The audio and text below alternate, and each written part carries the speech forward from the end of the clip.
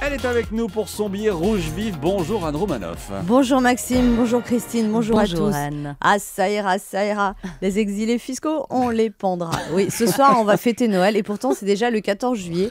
On est en 1789. C'est pas moi qui le dis, c'est Laurence Parisot et Alain Flelou. Tu es fou à Flelou. Ça a commencé avec Marie-Antoinette Catherine Deneuve qui a écrit à Philippe Torreton Robespierre.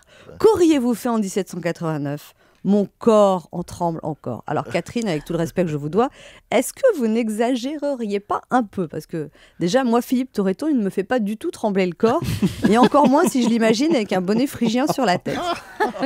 Ensuite, Laurence Parisot a déclaré « On est en train de recréer un climat de guerre civile qui s'apparente à 1789. » Un climat de guerre civile, Laurence, avec tout le respect que je vous dois. Est-ce que vous n'exagéreriez pas un peu ? La guerre civile, hier à la Fnac où j'ai acheté mes cadeaux longtemps en avance, les gens faisaient la queue en râlant comme tout Français qui se respecte. Ils auraient pu embaucher plus de gens pour Noël. La caissière aussi râlait. Je suis payée double, mais ça m'ennuie de travailler le dimanche. Et la dame qui emballait les cadeaux râlait aussi. Je fais aussi vite que je peux, monsieur.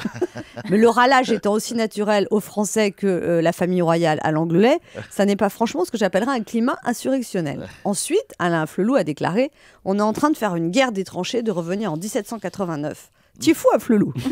Déjà, Alain, si je peux me permettre, achète-toi des lunettes pour lire un livre d'histoire. La guerre des tranchées, c'est pas en 1789, c'est en 14-18. La guerre des tranchées. Peut-être, Alain, voulais-tu parler de la guerre des tranchées fiscales ? Des tranches fiscales, je veux dire. Notez qu'Alain Flelou part à Londres, mais que ça n'est pas du tout pour payer moins d'impôts, bien sûr. Tu imagines, Alain, qu'on va croire ça ? Tu es fou à Flelou. C'est inquiétant quand même, si même les opticiens ne se voient pas d'avenir en France. Mais de là, comparer l'époque actuelle à 1789, faut pas exagérer. En 1789, les aristocrates fuyaient en carrosse. Aujourd'hui, ils s'évadent en Thalys. En 2012, même si certains se sentent assassinés par le fisc, plus personne ne se fait couper la tête. Sur Internet, il peut arriver qu'on se paye votre tête, mais couper la tête, non. De l'époque révolutionnaire, il est resté que les Français détestent ces inégalités, mais qu'ils aiment leurs petits privilèges. Et souvent, inégalité, c'est le nom qu'on donne aux privilèges des autres. Alors, il ne faudrait pas que toutes ces histoires d'exilés fiscaux nous fassent oublier qu'il y a dans ce pays 8 millions de sans-culottes qui vivent sous le seuil de la pauvreté.